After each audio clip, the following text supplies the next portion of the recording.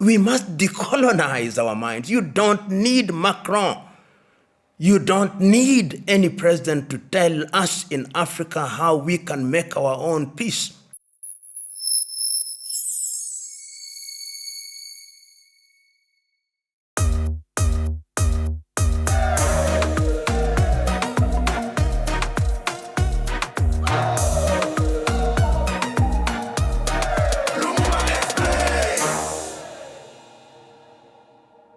You know, the history of what we now know as the Democratic Republic of Congo is a history that is long and has several twists and turns.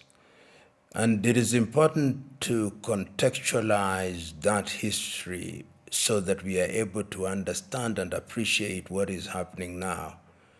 The Congo Free State, as we know it today, was established by King Leopold of the Belgians. That is not to say that there were no African populations with over 450 nationalities. And we will also remember that it's the same King Leopold of the Belgians who was the force behind the Berlin Conference in 1884 and 1885, during which the current boundaries that we know of African states were established. But during that same period that Leopold was establishing the Congo Free State, the Germans under Bismarck in 1880 had also established a presence in what is present-day Tanzania, but was then Tanganyika, and in what was then Rwanda, Urundi, which we now know separately as Rwanda and Burundi. When the Germans lost the war, what is normally described as the First World War, but I prefer to call the First European Tribal War, what then happened is that Rwanda and Burundi were made to be trust territories of Belgium.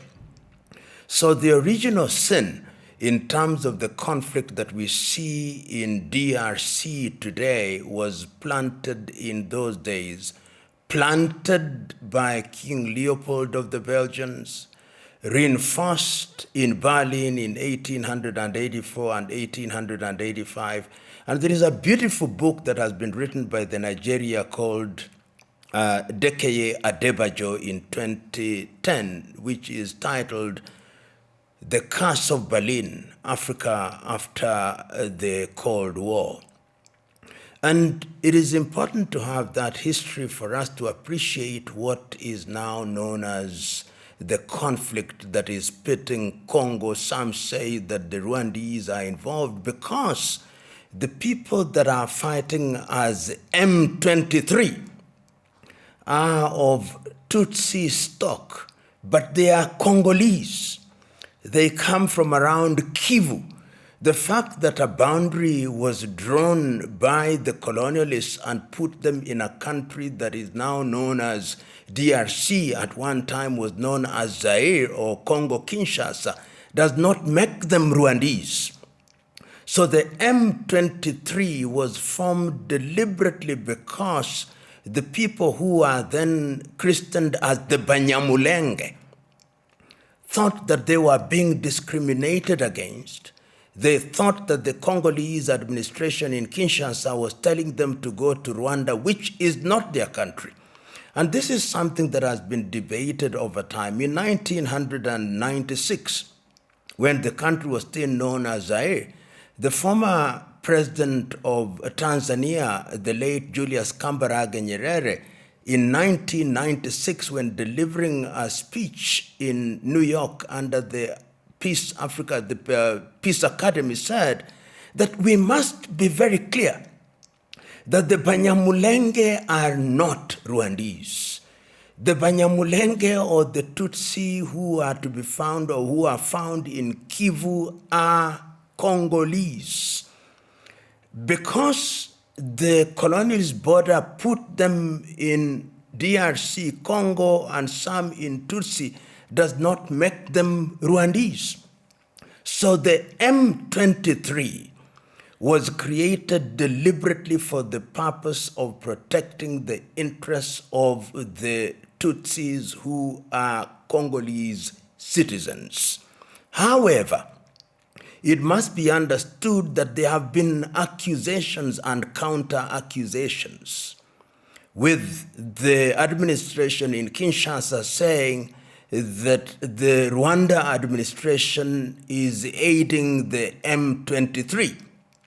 Rwanda, on her part, has said that because the war spills over into Rwanda occasionally, they are always on a defensive and sometimes in an offensive mode.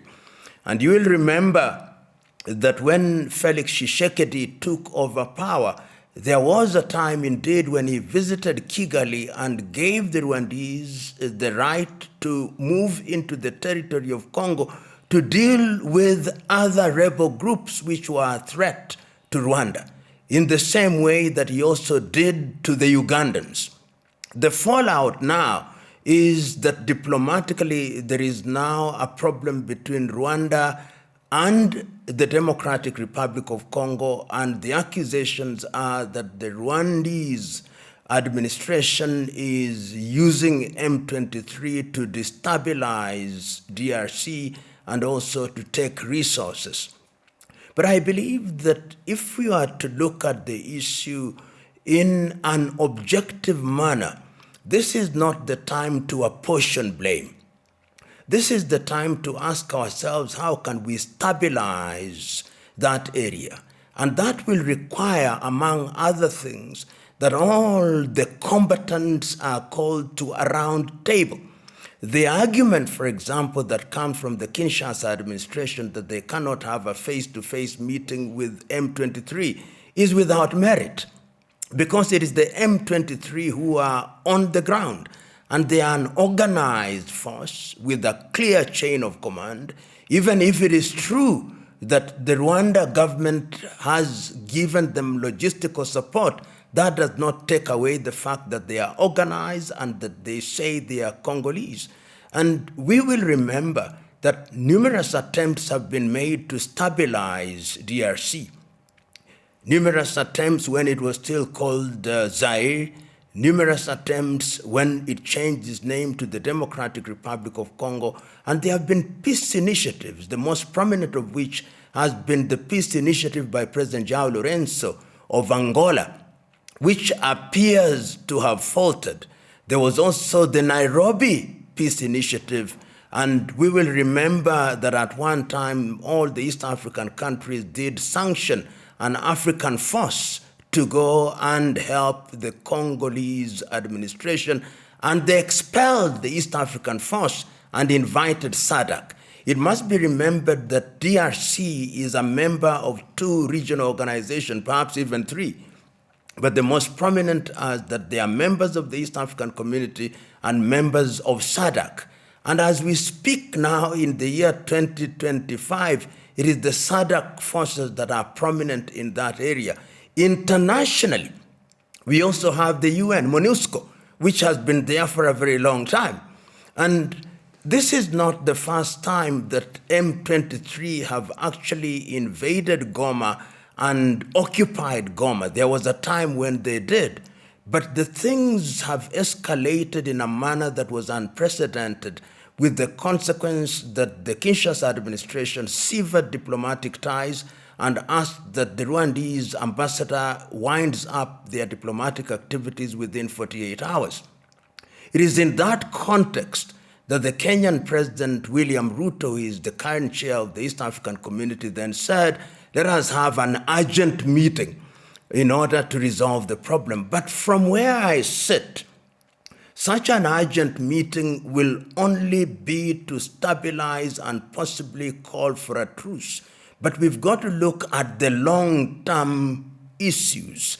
I know others outside of the continent have also offered to mediate.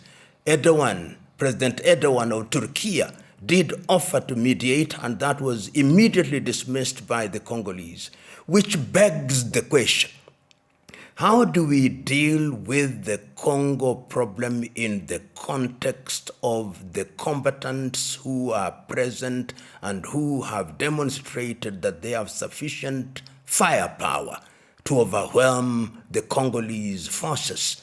We talk much more about M23 and also talk about Banyamulenge, but remember that researchers tell us that there are anything between 100 and 120 armed groups, some of which are mercenaries and are involved with miners from different parts of the world. So that even if you negotiated with M23, what do you do with the other armed forces? From where I sit, and there are people who share the view that I take, you need a thorough examination of the situation in Congo. You need to have a conference which is an all-party meeting to look at mediation of the conflict in a proper manner. And I am of the view that all heads of state in East Africa should congregate.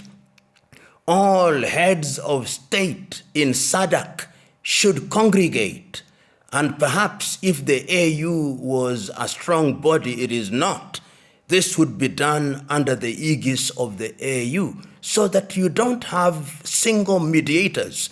In order to underscore the significance of the situation or the gravity of the situation, heads of state should do the initial heavy lifting with certain guarantees being demanded of the parties involved. Short of that, we are in danger of having an all-out war in the same manner that we had in 1996 and 1997, when we had what was called the First Congo War and Africa's First World War. And we then had a similar one in 2001, 2003. So there is wisdom in this thing happening. I hope that on the 29th day of January 2025, the initial meeting between President Tshisekedi and President Kagame, and in the presence of other heads of state, will break the ice, because breaking the ice will then ensure that we have a path towards which lasting peace can be realized and certain accommodations being made. Finally, it is important to point out that it is unwise for African leaders to use colonially created and inherited boundaries as a basis for shutting out populations. One of the reasons why in 1963 in Addis Ababa, Ethiopia, and in 1964 in Cairo, Egypt, it was agreed to retain the boundaries was not because we wanted to use them as paddocks to discriminate, but because it was thought that trying to recreate them would cause chaos. It was also understood that they'll only be useful for purposes of administration. It cannot be right that we are talking about African unity, we are talking about free movement of persons, and then we begin to say that some are Congolese, some are Rwandese, some are Burundians. I hope and pray that those who for the time being are in positions of leadership in the DRC will recognize and see the big picture and negotiate. The stance that they have taken that they are not going to negotiate with M23 is, in my view, self-defeating. You know, I understand President Ruto is the current chair of the East African Community Summit, having taken over from President Salva Mayardit Kir of South Sudan. So in that context, I understand that he is reacting properly and saying, these are member states, let's have an urgent meeting. But it beggars belief that you are calling the president of a former colonizer and a neo-colonizer to tell you how to run African affairs. But all these are out of what I call colonial hangover. African politicians still hold the view that they must be second-guessed and supported by presidents of former colonizers. We must decolonize our minds. You don't need Macron. You don't need any president to tell us in Africa how we can make our own peace. This is why they look down upon us, that even the things we can do, we still behave as if we are school boys and school girls, and they've got to tell us what to do. I hope that when the meeting of the East African Community Heads of State is convened, heads of state will say, no, we don't want France, no, we don't want all these fellows. They could be friends of goodwill, but the territory must be defined. What we are doing for Africans, let Africans do. Nyerere was so clear in these things that lasting peace can only be achieved if it is midwifed by Africans who are guarantors. And if we want any international presence in the meeting, it should be through the institution of the United Nations in which we are members, not some foreign power. And Macron has demonstrated not once, not twice, that he has great contempt for Africa, and we should shut him out. You know, there are many suspicions as to who is the guarantor and who is the person behind M23. There are suggestion and speculation that M23, of course, as we know, this is in the public domain, that the Rwanda is behind them. There are those who even argue that even France is behind them. There are those who even argue that the United States is supporting them. Those arguments are there. But even if that were true, I believe that it is African countries who should, in the first instance, examine what is on the ground. And if indeed the French are involved in some way or other, then it is our duty to ensure that those umbilical cords are cut. But ultimately, one of the things that must be done, even as we blame others, is not to deal with the symptoms, but to deal with the root cause. I know there are many individuals, one of whom has written over 20 books. And in those 20 books, what he does is to make all manner of accusations against Rwanda and against M23. And that individual has indeed been one of the fellows that is cited as the authorities in that area. But when you read some of his books, I'll not mention him, you see that the idea is to demonize Rwanda, the idea is to demonize the M23, the idea is to demonize any organization that is trying to emphasize the significance of resolving these issues as a matter that can be resolved by the Congolese. I have always held the view that if there was an administration in Kinshasa which wanted to resolve all the Congolese problems, then they would call what I call the all-Congolese meeting, at which all combatants would then be present. And in that way, you would then have the issues resolved. I believe at one time, there are people, some Catholic bishops of Congolese origin had made that suggestion. And there are important Congolese leaders who have also wanted to have these things resolved. I believe Fayulu, may have his biases. I believe Dr. Mukwege is one of the fellows who have spoken about these. They may have their own biases, but this is the time. When your house is on fire, you don't put oil, you look for water. When a rat is in your house, you don't burn the house, you remove the rat. And when your neighbor's house is on fire, you help them so that it doesn't spread to your own. And the wisdom of the occasion therefore demands that we have these meetings, and because these meetings will also help us identify who are the sponsors, who are the guarantors, and in that way will resolve the problem, hopefully once and for all. You know, President Kagame must be understood at different levels. Level number one, that he himself was a refugee after the first genocide in 1959. And his family was in Uganda for a very long time, suffering discrimination and alienation. And when he was in that space, that he himself participated jointly with President Yoweri Kaguta Museveni in liberating Uganda when he was a part of the NRA-NRM. And we also must remember that it is him and his comrades who were in the forefront to stop the genocide in 1994, when we now know anything between 800 and 1 million people were massacred in a manner that was completely unprecedented in the continent of Africa. So he must be understood in the context of the genocide, and that he is a leader who emerged from that space. And when people have called President Kagame a dictator, I've denied it. I've said Kagame is a disciplinarian. And his disciplinarian approach is informed by the realities on the ground in Rwanda. And remember that around Rwanda, there are also people who ran away, people who belong to the old regime of Habyarimana and who are in the army, and people who are civilians who are involved in the massacre of the Tutsi and moderate Hutus in Taharamwe, who are actually still in the Democratic Republic of Congo.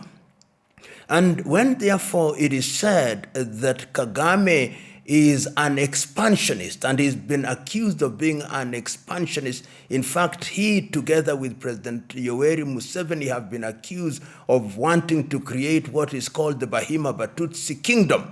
I don't think so. I hold the view that what they have been trying to do is to say that we have a territory whose integrity we want to protect. You are trying to impose on us people with whom we have filial ties, with whom we have same blood, our kith and kin, but who by dint of colonial boundaries are actually Congolese, and that therefore we must be on a defensive stance. To compare him, therefore, with Putin, who belongs to a different dispensation in a different environment, is to miss the point. And the point is that he finds himself as a leader, together with his comrades in arms, in a post-genocide era, and he is trying to rebuild a society. And that process of rebuilding a society requires that one is eternally vigilant, because the perpetrators of the genocide, most of them are still alive and well, and one may dare say, may even have genocidal ideas, and therefore one cannot lower one's guard. Therefore, in the same manner that Putin is saying that people of Russian stock, wherever they are, we have a duty to protect them, Kagame is also saying, as according to these commentators, that anybody who is of Tutsi stock, wherever they are, we are going to protect them. And I think that that argument looks very logical. But its logic dies when you come to grip with the reality that in the case of Rwanda, the people who are of Rwandese or Tutsi stock in the Democratic Republic of Congo are actually Congolese. And in the case of Russia, we must also remember that what is today Ukraine or Russia were part of the Soviet Union. So sometimes that comparison is not without merit. Is not without merit, particularly when you look at the history and the circumstances. But I believe that the underlying philosophical reasons or practical or social reasons that informs the manner in which they conduct themselves is a little nuanced. But there is a sense in which, when historians write, it will be right to say that certain boxes are ticked for both President Putin and for President Kagame in protecting their very own. You know, in the eastern part of the Democratic Republic of Congo, Goma is the biggest city. And remember, that is a mining area. That is a mining area, and the mines that are to be found in eastern Congo, whether it's uranium, whether it's cobalt, whether it's rare earth, whether it's gold, The biggest airfield, official airfield, is to be found in Goma. It is also the city that connects you with the rest of East Africa, whether you are talking Uganda, Kenya, Tanzania, and the rest of the African hinterland, if you may. So it is significant in that regard because of absence of good infrastructure in DRC. Congo is a country that has very few roads, very few railways, if any. So when you move from Kinshasa or Kisangani or Bukavu, the place that you come to is Goma. So Goma is really important for Eastern Congo, which is the home of mines, and which, when DRC stabilizes, that is actually the fountain of their riches. When you take Goma, you hit the very heart of Eastern Congo. You know, one can never say never, and that is why some of us are saying, before that happens, it must be stopped. You know, when you see the M23 taking Goma, they are actually saying, we can march on to Kinshasa. And it has happened before during the Kabila administration. And it is also possible that the administration in Kinshasa will not stand by and watch them march on. They would invite their own friends as they did before. And if they did so, you would once again have different countries involved, both from within Eastern Africa or Southern Africa or Central Africa. And nobody wants that, because when that happens, there'll also be other countries who actually love it when Congo is at war and in a state of confusion.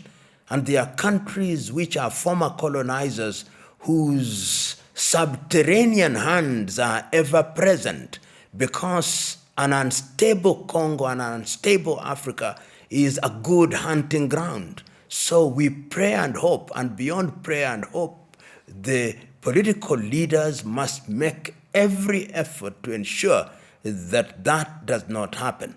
The decision, in my view, to sever diplomatic ties with Rwanda that was made, in my view, very hurriedly, ought to be reversed.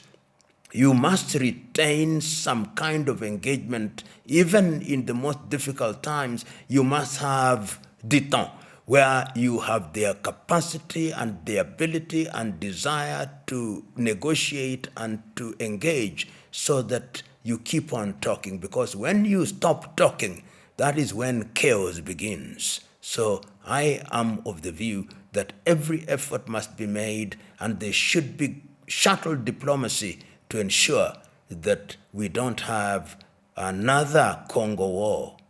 You know, sometimes when I listen to the UN officials talking to the media, and they say our mandate was to keep peace, how do you keep that which is not there?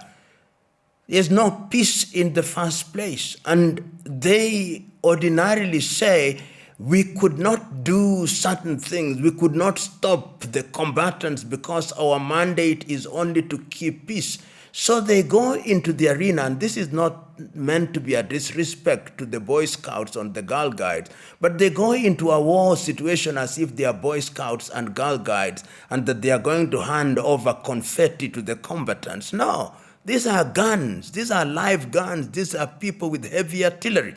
So the UN peace mission must revise its mandate, and I believe that the Security Council now has a duty. This idea that periodically the UN Secretary General sends a peace envoy into a war situation is, in my view, without merit. And it lacks appreciation of the situation as it is on the ground. And that is why MONUSCO has been a monumental failure. And they themselves have been accused of many things which are not in the best interest of the Democratic Republic of Congo. So their mandate must be revised. When you are enforcing peace, the peace must be there, and even if it is not there, even if it is tenuous, there must be the ability and the desire to do certain things in a proper way. And we have a beautiful saying in Kiswahili,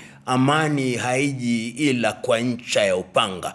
peace does not come except on the blade of the sword. You know, those who look at the situation will ask the question, beyond the analysis, beyond the lamentation, how do we resolve the conflict? History is consistent. All conflicts have always been resolved by way of negotiations.